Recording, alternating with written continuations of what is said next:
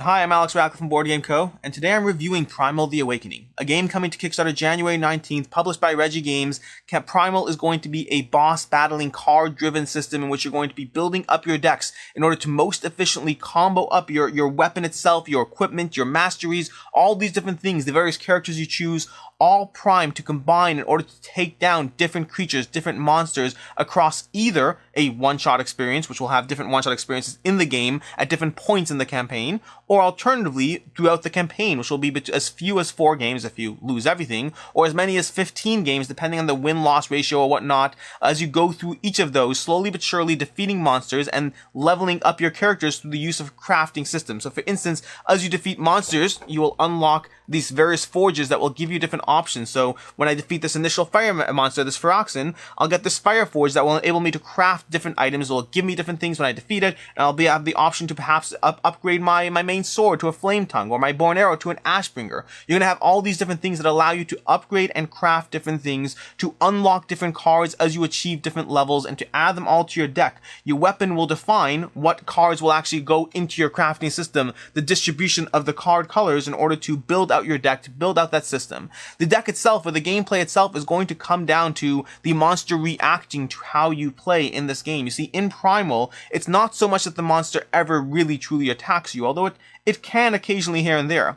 Rather, there's a system of behavior cards, that all these different behavior cards that will be 3 in play at any given time on the monster's sheet, and those behaviors, depending on what you do, will trigger different cards. Perhaps this card triggers at the end of the round. Perhaps this card that activates when you start your turn in the front sector of the monster. Perhaps it activates depending on which type of card you play. All these behaviors will react or activate as you do different things, as you engage different triggers. And so Primal is going to have that management aspect of trying to do as much as possible while trying to ensure that as few bad things as possible happen in the game. There will be some other aspects of the monster slowly escalating. The monster will collect struggle tokens every single round that will slowly but surely build up both the abilities it can do on these behavior cards, as well as eventually doing damage outright to yourself. From there's some other aspects. So there's a monster has a stance, which will go through, each monster will go through 3 different stances, or at least the ones I've encountered go through 3 different stances. It could be that the additional monsters may have a varied who knows what, but the monsters have different stances that you'll go through, which both enable where you can attack them, what will happen, different abilities will happen as you go through these different stances, inflicting different amounts of damage.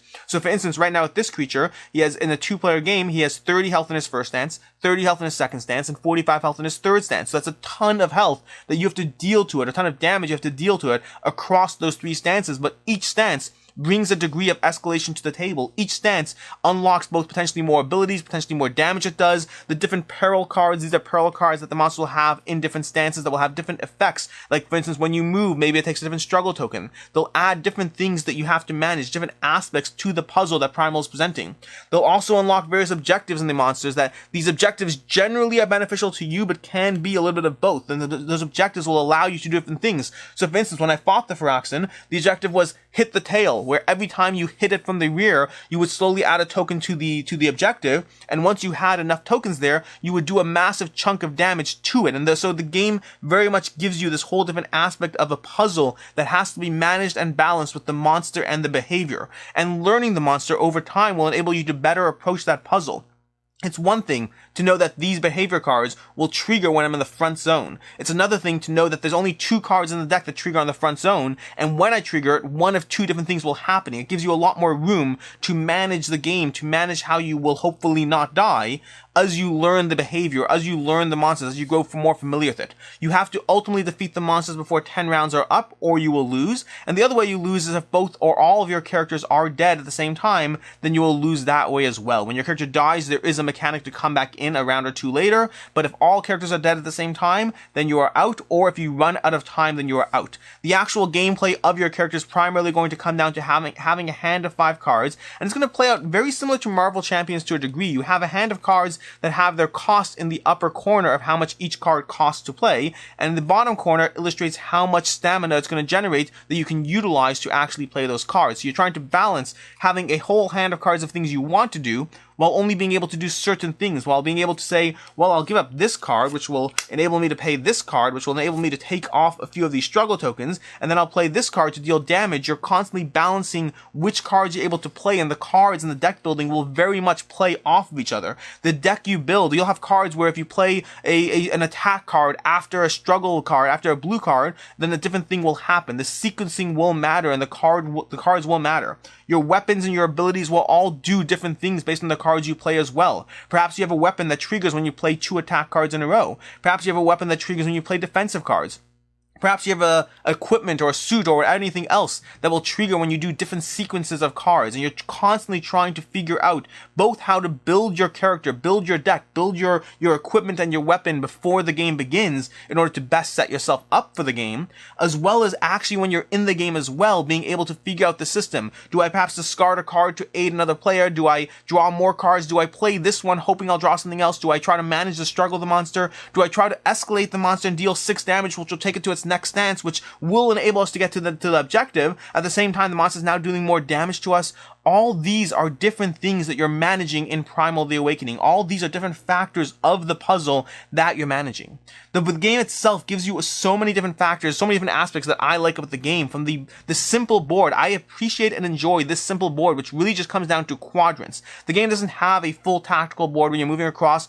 Ultimately, it simply comes down to moving to different quadrants around the board, tactically positioning yourself as the monster turns and pivots towards different characters that have aggro, that are being the aggressive character. And so that simple board presents a puzzle that I enjoy. It doesn't have the tactical all over the place of some boards, which I also enjoy, don't get me wrong, but it gives you a simple system of movement and management of the monster's attention as you play the game. The card comboing I find particularly rewarding in this game. Initially, the cards just simply start, you draw some cards, you play some cards, no big deal. But as you figure out what's going on in this game, as you learn your characters, as you learn their decks, as you cycle through those decks, as you figure out what you can do to draw additional cards, as you take a different equipment or weapons or upgrades or masteries that allow you to do more, you can start comboing things together and having incredibly impactful turns. There have been turns where I have played a single card because that's all I could do.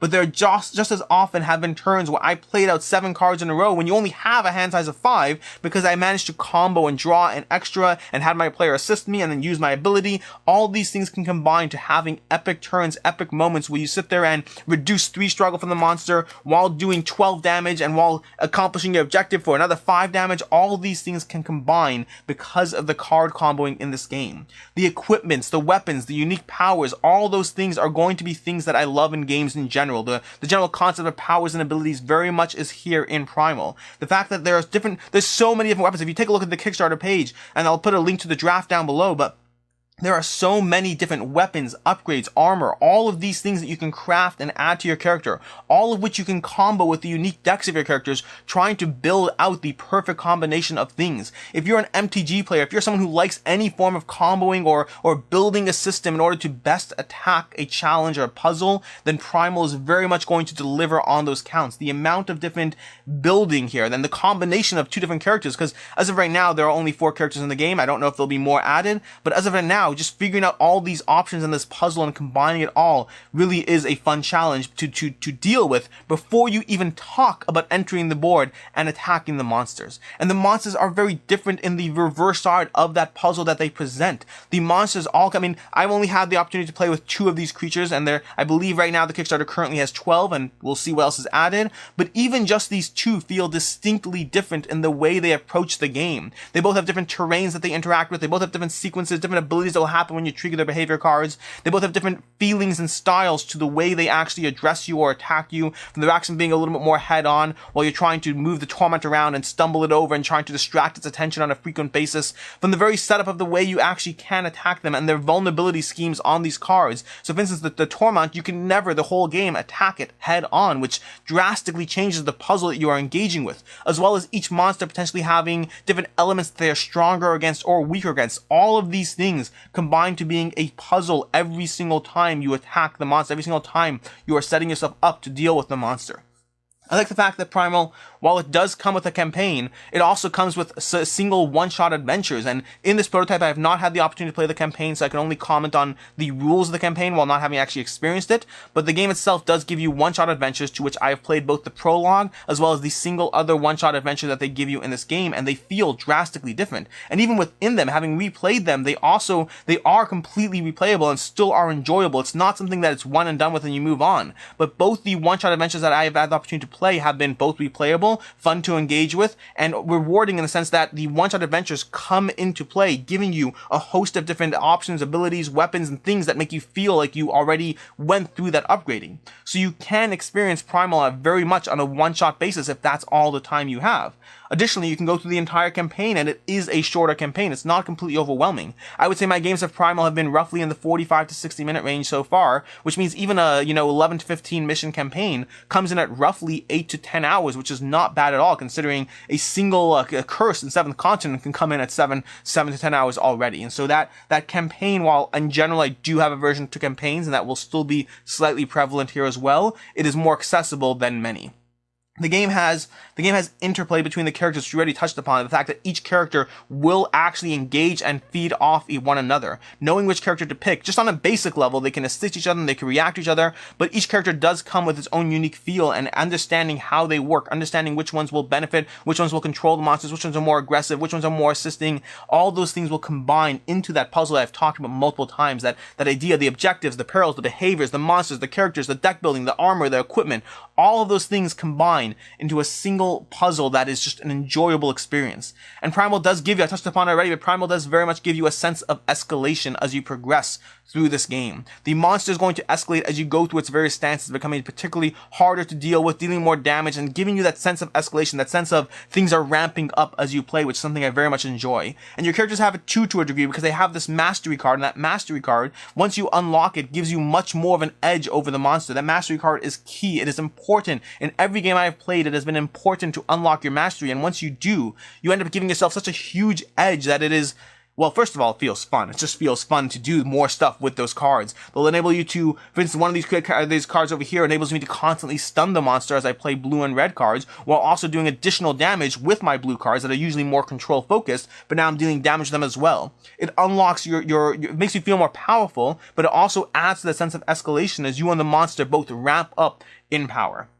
And then finally, before we move on to things I don't like, the last thing I'd say I like is this game does have epic moments in the game. Multiple times in this game, we have had these moments where we unleashed Vulnerable on the creature, where Vulnerable makes the next attack. The next time the creature takes damage that round, it deals twice as much damage. My second last game, not the one I mostly played, my second last game ended with me having, with two of my characters, two characters in the game, one character had just died, one character had 1 health left, and then I used Vulnerability to enable to do a 10 damage attack, which turned into a 20 damage attack, taking the monster out on my last round. And that's just the most impactful, but that's not the only epic moment we've had. There have been multiple times as we've played Primal where you have done something or had a turn where you did so many things or such a powerful move that it very much does make you feel powerful, which, I mean, frankly, is kind of fun.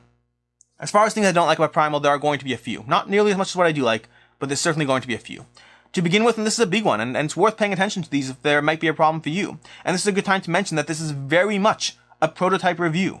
All of these things are based on my current experience of the game. To some extent, I assume they will be streamlined. To some extent, certain things will be improved. There might be a play area that makes some things easier, but understand that this is a prototype.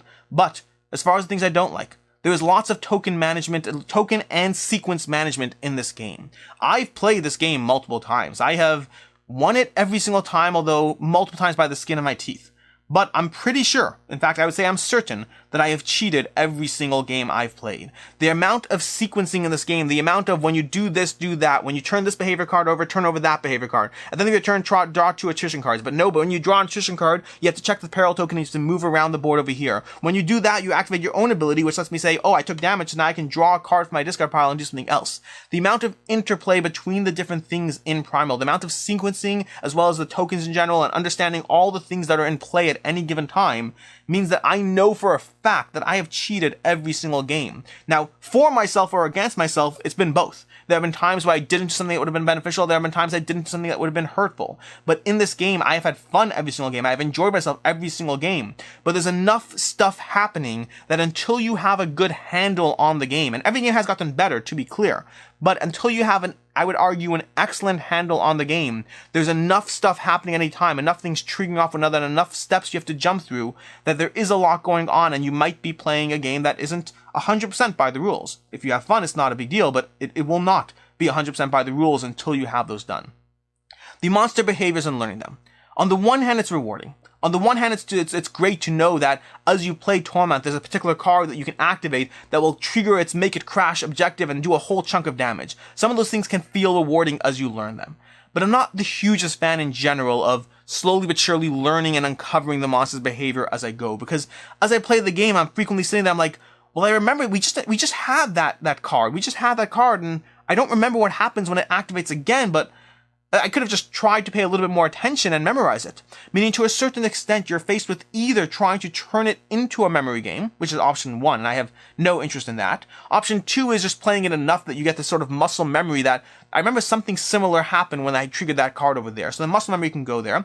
Option 3 is just go through it as if it's new and fresh every single time. So there's a degree of engagement and reward as you learn the monsters, but I don't like the aspect of it being a memory game. And it's not a memory game, but it's a little bit of a pro and a con for me. The monster behaviors are fun, and there were elements or the times where I did something or unlocked something and it was fun, but I, in general, am not the hugest fan of having to play a monster multiple times in order to beat it. Now, granted, I did win every single time, but also, like I said, I'm pretty sure I cheated, so take it for what it's will. Every single game I played was a struggle, so it did achieve the ultimate goal of giving me a game that was challenging, but that I could beat or whatnot. But the monster behaviors as a general concept is something that I'm not personally a huge fan of. Again, it works overall, but, for whatever.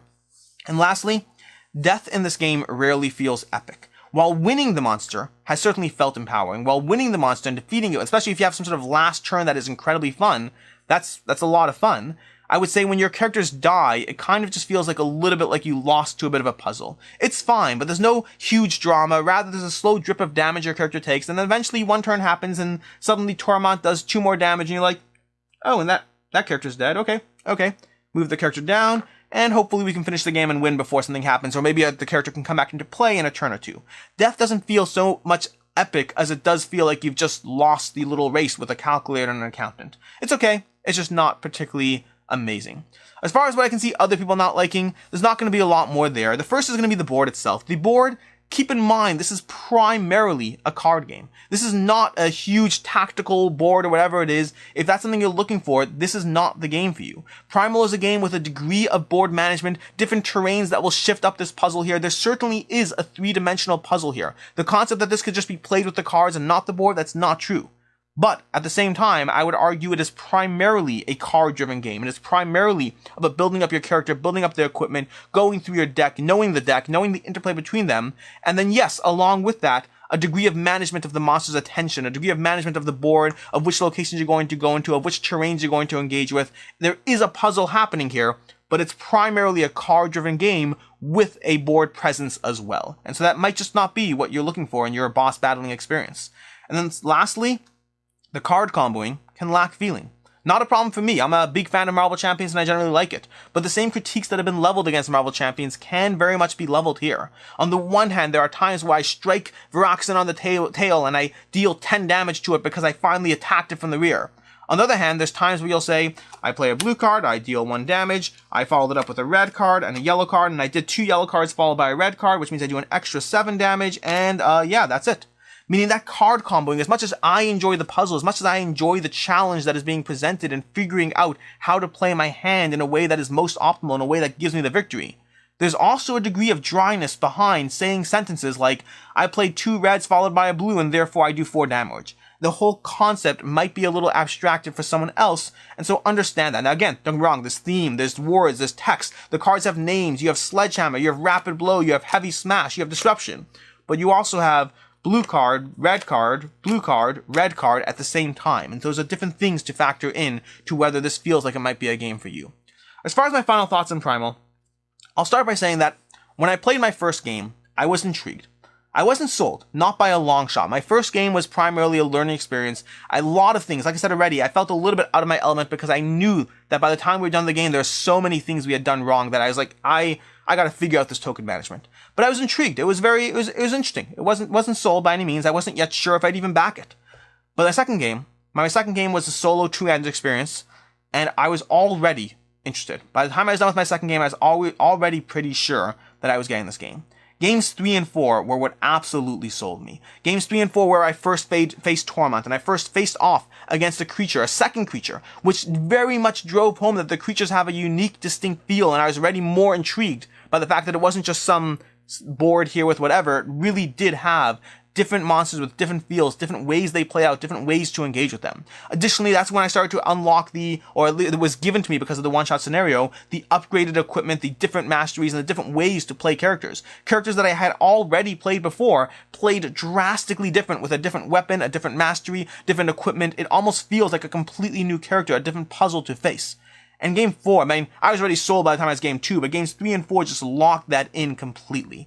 Primal to me is a thoroughly enjoyable yet accessible boss battling experience. The table space on this game is not bad at all. It really, it depends if you're playing 3-4 players or whatnot, but the table space is not bad. The different monsters are fun. The amount of cards, puzzles, all these things really lend itself to a game that I feel is just a ton of fun. It's Marvel Champions, but with a theme that I prefer. I like the concept of facing off against these different monsters and having to figure out how to build and upgrade and all this stuff. Primal to me just represents fun, simple games that I can knock out in 45 to 60 minutes, just getting it out the door, done, move on, next campaign, upgrade, forge, get more stuff. I am looking forward to heavily diving into the campaign in this game. And that's basically it. If all that sounds like it's a game for you, Primal may be a game for you. If you're looking for something with a little bit less sequencing, a little bit more of a board management, I don't know what exactly. But both the pros and the cons pay attention to see if it's a game for you. And as always, do remember, it is still a prototype, but honestly, if this were the final game, I'd already be all in. Until next time, I'm Alex Radcliffe from Board Game Co., and have a good one.